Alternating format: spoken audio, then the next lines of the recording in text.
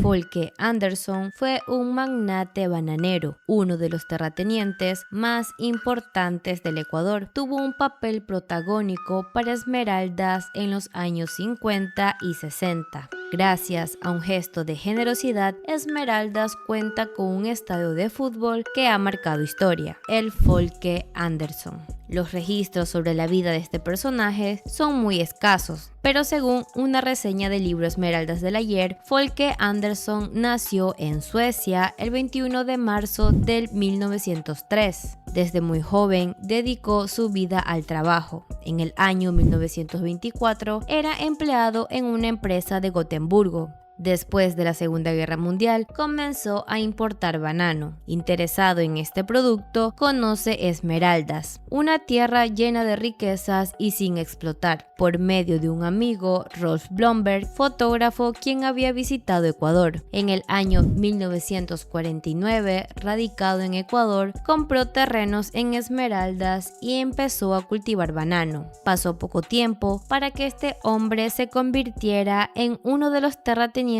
más poderosos de Ecuador. Su corporación tenía sucursales en Guayaquil, Nueva Orleans, Nueva York y Gotemburgo. Su sede central, Fruit Trading, estaba en Panamá. Gracias a la influencia y poder que había acumulado, se dedicó a ayudar a los más necesitados en Esmeraldas. Construyó casas a sus trabajadores, les pagaba un salario justo y regalaba dinero a los más pobres. Su generosidad siempre resonó, haciendo grande su popularidad. En los años 50, época del boom del banano, Esmeraldas era la provincia bananera del Ecuador. Su riqueza y su poderío traspasaron las fronteras nacionales y Folke Anderson estaba a la cabeza. Conformó la compañía frutera Astral y levantó extensas plantaciones para competir con las más grandes compañías norteamericanas, quienes estaban acostumbradas a quebrar económicamente a sus pequeños rivales por los cambios en el precio de la fruta. Como era costumbre de Anderson, tomó una decisión inteligente. A 25 kilómetros de la ciudad adquirió la hacienda Timbre, donde pasaría sus mejores años. Aquí labró la tierra y la mejoró con fertilizantes. Ya para el año 1951, la plantación entró en producción y posteriormente compraría miles de hectáreas de selva en Colequinindé y el Río Blanco para el sembrío de banano. Para el 1952, Folke Anderson era el principal exportador de banano del Ecuador y Esmeraldas, la tierra del banano. En los años de 1950, lo que ahora se conoce como los predios del Folke Anderson solo era una cancha de tierra rodeada de un cerco de Panvil llamado La Polvorita. Como era un espacio deshabilitado y las invasiones de terrenos eran frecuentes en la ciudad, existía la preocupación de que este espacio deportivo desapareciera. Los miembros de la Federación Deportiva se acercaron al empresario Folke Anderson para que les ayudara con la inversión de 100.000 sucres para poder mejorar el terreno. La edificación fue una sorpresa para todos porque pensaban que Anderson construiría un edificio de madera como era costumbre en la época. Pero la primera inversión del nuevo estadio fue de 1 millón de sucres. Contrató ingenieros para la edificación de la tribuna con capacidad para 1.500 personas. Al avanzar la obra, se solicitó al empresario la cubierta de los graderíos, lo que redujo su capacidad para 800 personas. También instaló camerinos y baños para jugadores y contrató al pintor Efraín Andrade Viteri, pintor del siglo XX, por un costo de 3.000 sucres para el diseño de las esculturas de la fachada que muestran al deportista esmeraldeño.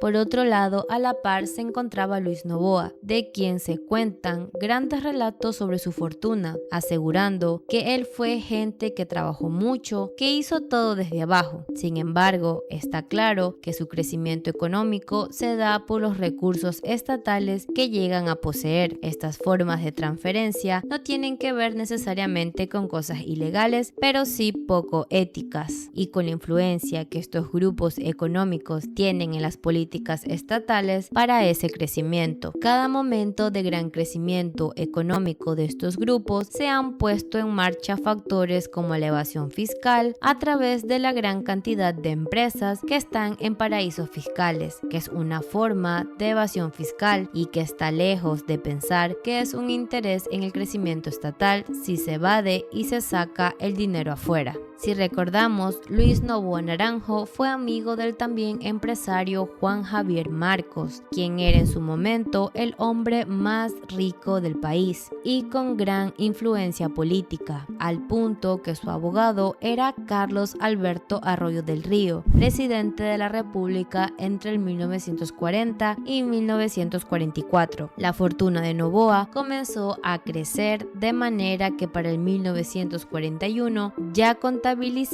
$1 millón. Posteriormente, el negocio se expandió a la exportación de banano, esto luego de que las empresas estadounidenses Standard Fruit y Union Fruit Company, en alianza con Noboa y otros empresarios locales como la familia Wong, impulsaran plantaciones y la venta de esta fruta en Ecuador. Yo pasé a ser hombre de confianza en Noboa y trabajé con él muchos años. Le decía que era un hombre de muchas facetas, durísimo en los negocios, bondadoso en lo particular. Muchos consideran que la figura de León Febres Cordero creció a la sombra del magnate. Yo no me siento minimizado por esa opinión. Yo fui un hombre que recibí mi preparación técnica y administrativa ya en la práctica en Emelec.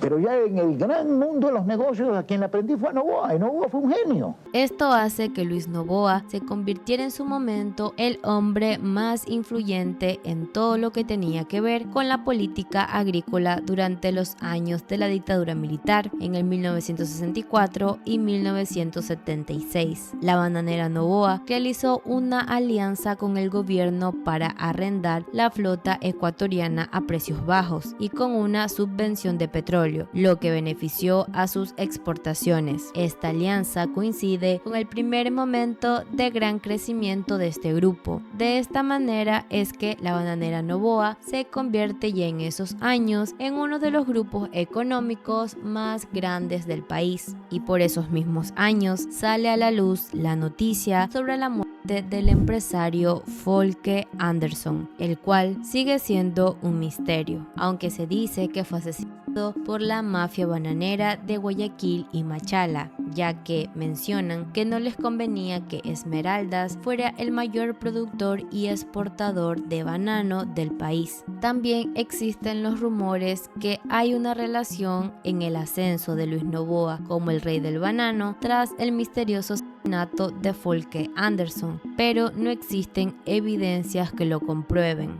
Folke Anderson fue asesinado el 8 de mayo de 1968 en su departamento en Guayaquil, en el tercer piso del edificio Santi Esteban, ubicado en 9 de octubre 109 y Malecón Simón Bolívar. Anderson, de estado civil soltero, tenía una hermana quien, al enterarse de su muerte, se hizo cargo del traslado del cuerpo hasta su país natal. Sus restos mortales descansan en el cementerio de Suecia. Pero como siempre, me gustaría saber qué piensas tú. Déjamelo saber en la parte de los comentarios.